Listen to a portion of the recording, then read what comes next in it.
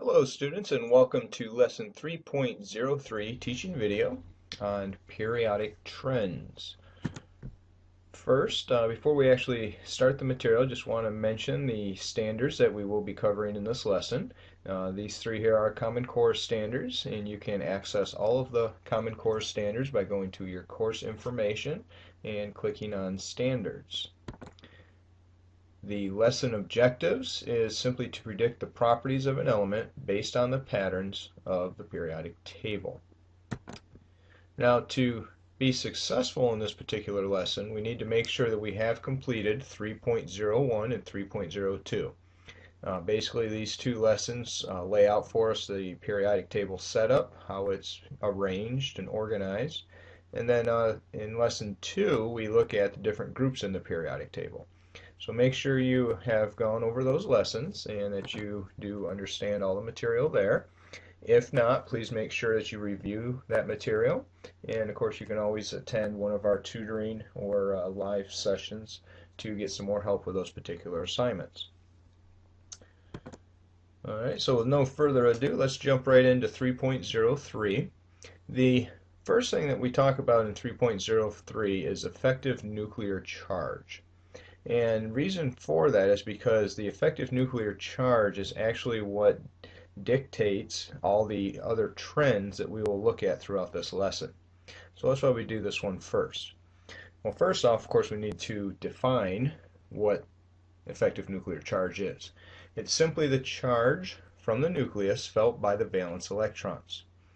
All right, we all know that the nucleus is positively charged because of the protons.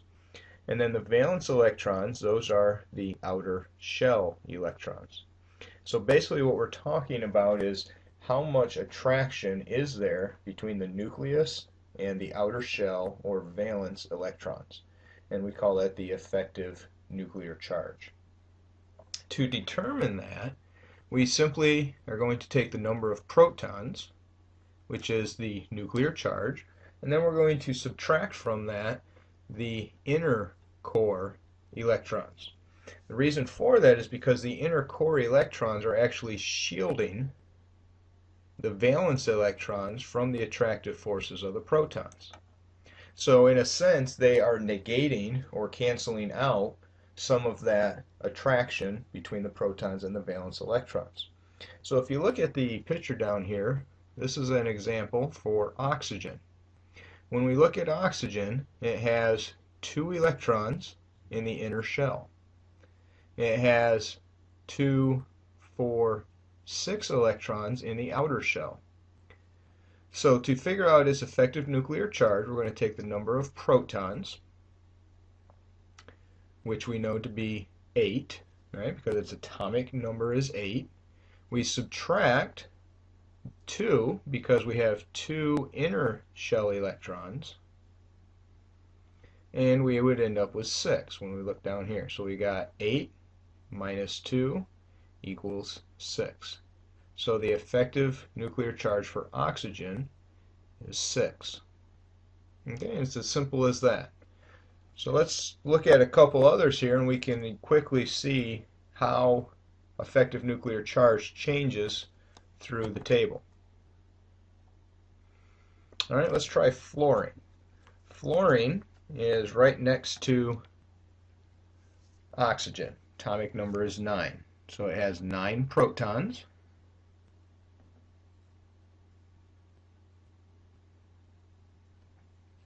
Inner core shielding electrons. Well, remember it's on the same energy level. So if we drew fluorine,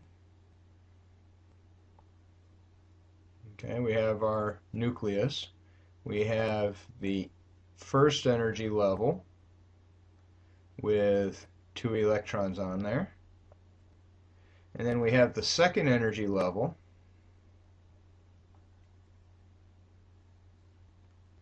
and on this one there's going to be 9. So we've got 7, 4, 6, and 7. So we still have the same number of inner shell electrons. And again, those are the shielding electrons. So there's 2 of those. So when we subtract them, we have 7. So the effective nuclear charge of fluorine is 7. Oxygen, we just said a moment ago, is 6. So when we look at the periodic table, going left to right, from oxygen to fluorine, we see that it increases by 1. All right, now let's try sulfur. Sulfur is right below oxygen. Sulfur has 16 protons. Atomic number is 16. Again, if we drew the atom, there's our nucleus. We have the first energy level, and on that energy level we have the 2 electrons. It is filled. The third, or the second, I should say, second energy level, okay, this is also filled. So there's 2, 2 there, 2 here, 2 there, and 2 over here. So we got a total of 8. And then for sulfur, there's actually a third energy level, and then this one has 6. Okay, so inner core, we've got 2 from the first energy level, but then we have 8, 2, 4, 6, 8 in the second energy level. So total, there's actually 10 inner core electrons for sulfur. So here we would place a 10. 16 minus 10 gives us 6. So now when we look at our periodic table, oxygen and sulfur are right on top of each other, right? So oxygen's in period 2, sulfur's right below it in period 3. They both have an effective nuclear charge of 6. So going down a group, our effective nuclear charges remain constant. Okay, so here is a summary of what we were just talking about. As we go across the period, across the periodic table, left to right, the effective nuclear charge increases by a factor of 1 for each element. The reason for that is the shielding electrons remains the same, but the protons and valence electrons increase by 1 each step as we go across. Going down a group, the effective nuclear charge stays constant for each element in that group. And again, what we were just talking about, the number of additional protons in each element's nucleus equals the number of additional shielding electrons in the inner energy levels. So even though we're adding protons and electrons, we're adding the same amount. Therefore, when we do the subtraction, we end up with the same answer. Okay? So those are the 2 trends for effective nuclear charge. And again, all the other ones that we're going to look at come back to these particular trends here. So the first one that we'd like to look at is atomic radius, and the plural is radii. Atomic radius is defined as half the distance between the center of 2 elements, or 2 atoms, excuse me, of the same element that are bonded together. So you can take any element. This particular one, we use fluorine. If we take 2 atoms of fluorine, bond them together, we measure the distance between the 2 nuclei, and then, of course, you know, for radius, you've got to take half, right? Radius is half of the diameter, so we take half of that to determine the atomic radius. Now, the reason we have to do it this way, back in Module 2, remember we learned that the electron cloud doesn't really have a distinct beginning and end. It's kind of like an atmosphere, right? It just kind of slowly dissipates, and you don't really know the exact spot where it ends. So to help alleviate that issue, we bond 2 atoms together, measure the distance between them, and then split it in half, and that is what we define as the atomic radius. Okay, so when we go and measure all the atomic radius for all the different elements, we again notice some trends. For going across the period, left to right on the table, there is a gradual decrease in atomic radii. The reason for this goes back to the effective nuclear charge.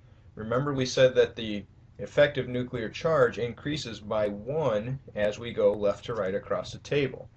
So since we have an increase in effective nuclear charge, what that really means is that we have an increase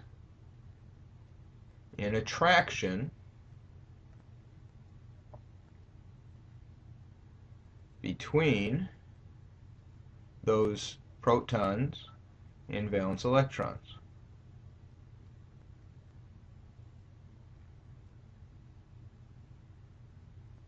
So if there's an increased attraction between the protons and valence electrons, they pull more closely together. All right, so the protons are actually pulling the electrons in towards the nucleus a little bit more, which causes it to shrink, causes the overall atom to decrease in size. So that's why as we go across the table, we have a decrease in atomic radii, because we're increasing effective nuclear charge. Now going down a group, we have a general increase in atomic radii. This is because we are simply adding new energy levels. Remember, each period on the periodic table adds a new energy level. For example, if we look at hydrogen versus lithium. Hydrogen, okay, there's our nucleus of hydrogen. We have the first energy level only for hydrogen, and we have 1 electron in that energy level. Whereas lithium, okay, lithium also has that first energy level. It has 2 electrons in that energy level, but then it has a second energy level also with 1 electron there. So you can see just by adding another energy level, we naturally are going to have a bigger atom. Okay, you can kind of think of this as adding a layer to an onion.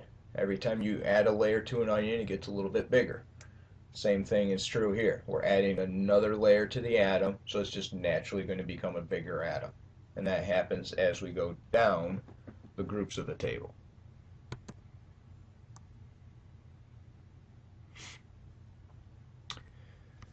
The next one that we want to look at is ionization energy. Ionization energy is defined as the energy required to remove 1 electron from an element, resulting in a positive ion. All right, so if we take that lithium as our example that we just had a moment ago, you take neutral lithium and you add some energy to it. If you add enough energy, then it's going to cause that valence electron to leave. So now you have a lithium ion and you've got 1 electron. All right, and that's all ionization is, just removing an electron to leave a positive ion behind. All right, now a few different things we got to talk about ionization energy before we look at the trends. If you have enough energy, then you could actually remove another electron from that positive ion. So using our lithium example, if we take the lithium ion and we continue to add even more energy to it,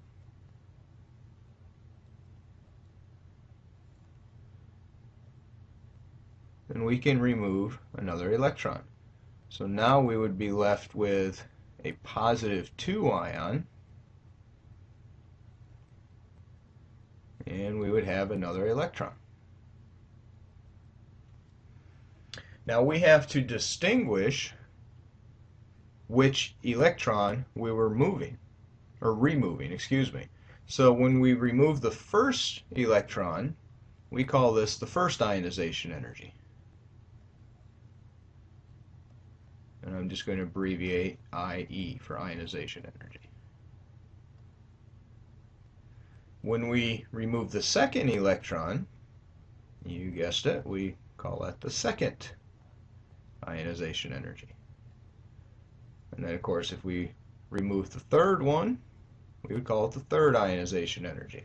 And we could keep on going for as many electrons as that particular atom has. So we distinguish each successive ionization energy just by saying it's the first, second, third, so on. Now, with that said, though, the trends are going to be the same whether we're talking about first, second, or third. So that is one nice thing in regards to these. All right, so when you look at the chart here, you'll see successive ionization energies for the elements in periods 1 and 2. Let's go to, well, let's use that lithium there since that's who we've been talking about. The first ionization energy for lithium is 520. Now you notice there is a huge jump between the first and the second. All right, and then of course there's even another big jump between the second and the third. I want us to focus on this first jump here. The reason that we have this huge jump between the first and the second is because when we did the first one, we had one valence electron. As soon as we jump to the second one, though, now we are trying to remove an electron from a lower energy level. Because it's in a lower filled energy level, it's going to take much more energy to remove it. So let me draw our lithium again here real quick so you can see what we're talking about. Okay, so again, we got our lithium nucleus. We have the first energy level with those 2 electrons.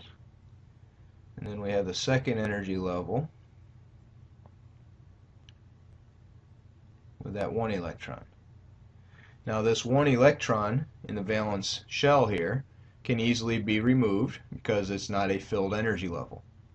But now, after we remove it, all that we're going to have left, I'm going to go over here to the right side, is the 2 electrons in the first energy level. Now remember, the first energy level only needs 2 electrons to be filled. So those 2 electrons are very content and happy to be right where they're at because it is filled, right? So it's going to take a lot more energy to remove one of those electrons. So that's why you see a huge jump in those ionization energies. Same thing would be true with beryllium. Beryllium has 2 valence electrons in the outer energy level there. So the first one only takes 900, the second one is 1757, and then there's this huge jump between the second and third because we're now moving from the valence shell to a lower filled energy level. So it's going to take a lot more energy to remove that next electron. And that's what this first bullet point is talking about here. The largest difference between successive ionization energy values occurs when the valence level has been emptied and we are now removing electrons from lower energy levels. Now the second bullet point is another important one. This usually, again generally speaking, the second largest difference happens when you're jumping between sublevels. If you take boron for an example, and let me draw boron over here for us. Boron has 5 valence electrons. So we've got 2 in the first energy level, and then we've got 3 in the second energy level. Alright, well, going back to module 2.06, remember that these first 2 electrons are in the S sublevel. So those 2 are in the 2s. This 1 electron by itself is in the 2p sublevel. So when we remove that first electron, we are removing it from the 2p sublevel. Well, now what do we have left? Well, we have left a filled 2s sublevel. Again, those 2 electrons are very happy being in that filled sublevel. So we're going to have a jump in the ionization energy when we're going from that first electron to the second, because we're going from an unfilled sublevel to a filled sublevel. Now after we remove the second and third electrons, now we've completely emptied the second energy level, and we're going to have another huge jump because these two are in the inner shell and they're wanting to stay there. So when we look up here at boron's numbers, we can see that we have a big jump between the first and second. Not too much of, I mean, it's a jump, but not a big jump between second and third, and then there's this huge jump between third and fourth. So between third and fourth, we're jumping between energy levels. Between the first and second, we're jumping between sublevels.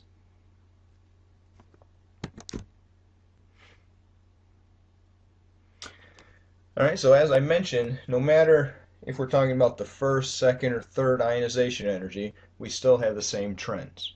As we go across left to right on the periodic table, the ionization energies are going to increase. And again, going back to effective nuclear charge. Because there is an increase in effective nuclear charge, the electrons are held more tightly together, so it's going to take more energy to remove them from the atom. So we have an increase in ionization energy going left to right. Down a group, it goes back to the atomic radii. Alright, so the ionization energy decreases going down a group. Okay, again, going back to the atomic radius, remember that as we go down the group, the atomic radii get bigger. Right, we're adding another layer to the atom, so the atoms are naturally getting larger. Well, because of that added layer, those electrons are farther from the nucleus, thereby decreasing the attraction between the nucleus and those electrons. So it's going to take less energy to remove them. Alright, so for the second one here, we want to mention that the valence electrons, VE for the abbreviation, are farther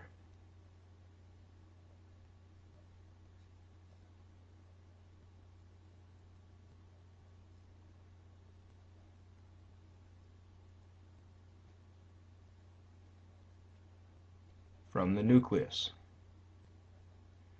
So that's going to cause a decrease in attraction.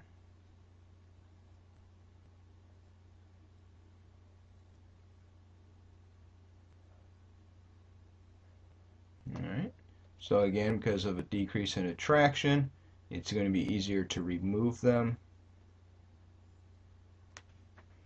So we have a decrease in ionization energy. Alright, the next one that we're going to look at is ionic radii. Ionic radii is similar to atomic radii. We're talking about the size of ions. Alright, now a couple things that we want to talk about here. First off, not all ions are positively charged like we were talking about with ionization. We can also have negative ones. Generally speaking, the metals are going to lose electrons to make positive ions, and the nonmetals are going to gain electrons to form negative ions. So again, the ionic radii is simply defined as 1/2 the diameter of an ion, just like we did with atomic radii. The positive ions are called cations, and the negative ones are called anions. Alright, so generally speaking, your cations are smaller than the neutral atom. Reason being, remember we just said we're going to remove an electron. So now we have fewer electrons, but the same number of protons. So everything is going to be pulled a little more tightly because there's an increase in attraction. So the cations are going to shrink compared to the neutral atom. Anions are larger than the neutral atom.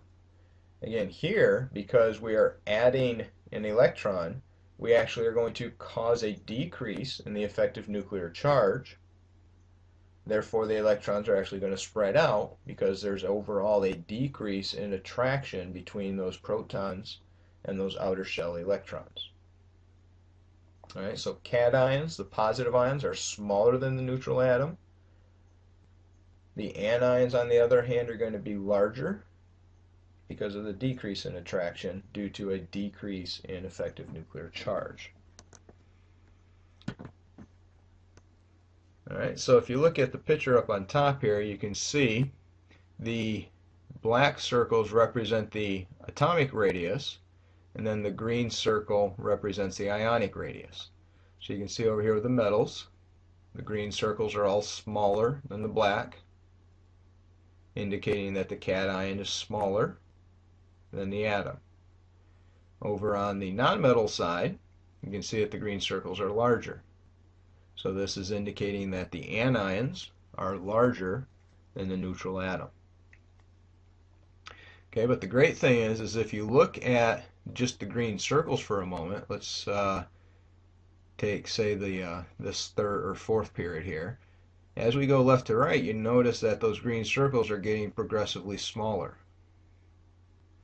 And if we do the same thing with the nonmetals, if we look up here on period 2, we see the same thing.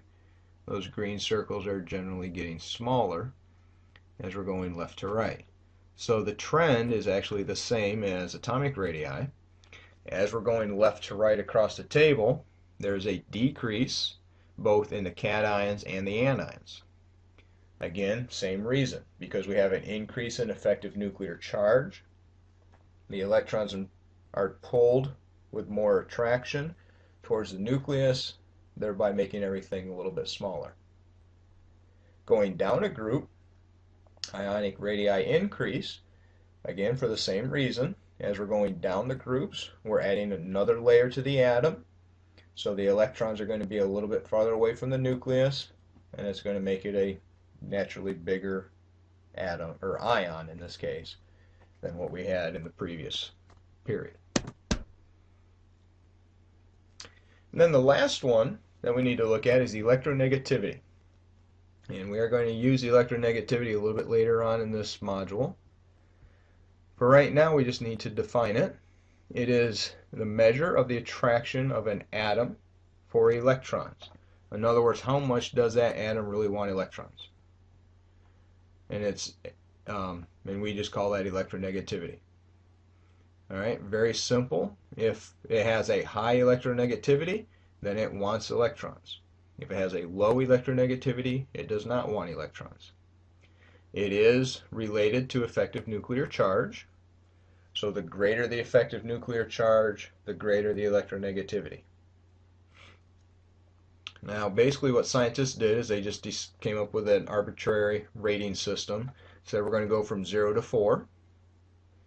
And skip down a couple bullet points here. They made fluorine 4 because fluorine has the greatest electronegativity. And then they based everything else on fluorine. So the two with the least are in the opposite corner from fluorine when you look at your periodic table, and that's cesium and francium. They both are at 0.7. Now, one note here is your noble gases are not given electronegativities. Remember, they already have a filled outer shell. They are happy the way they are, so they basically have no attraction for electrons. So they don't get electronegativity values. So minus the noble gases, when you look at your periodic table, highest electronegativity is in the upper right corner. Lowest electronegativity is in the lower left-hand corner. And again, we'll use electronegativity in a later lesson in Module 3. So again, the trend, electronegativity increases from left to right. Remember, I just mentioned that it is related to effective nuclear charge. As you're increasing effective nuclear charge, that means the nucleus is pulling on those electrons, so it's going to pull on even other electrons that are not part of its atom at that point. So it's going to have an increase in electronegativity. Going down the group, same reason, because the atom is getting bigger, the outer electrons are farther away from the nucleus, so we're going to have a decrease in electronegativity. All right. So I know a lot of information there, but if we put it all together, when we look at the periodic table, these are the general trends of these different properties. As we go left to right across the table, effective nuclear charge increases, atomic radius decreases, ionization energy increases, ionic radius decreases, and electronegativity increases. Going down the table, effective nuclear charge remains constant, atomic radius increases, ionization energies decrease, ionic radius increases, and electronegativity decreases. And that's it for this particular lesson. Now in this one, be sure that you are completing all examples and practice problems in the lesson tab. If you still need some help, you can certainly join us in the tutoring sessions and get some more help. You can also use the review sheet in the Resource Center. For this particular assignment, when you go to the Activities tab, it's going to talk about making graphs. A couple suggestions. First, I would definitely use the worksheet that we have in the Student Resource Center. It's basically a template already made for you, and you just fill in your information. This is the link for a great website that you can use in making your graphs. You can certainly pause this video and write that down so you can use that later on. And it's a wonderful site to help you make your graphs and get those set up. And then, of course, as always, once you've finished the worksheet and answered all the questions, you need to save the file, upload it, and submit it in the assessment or gradebook section of your course. I hope this was a helpful video, and we look forward to seeing you back here again soon.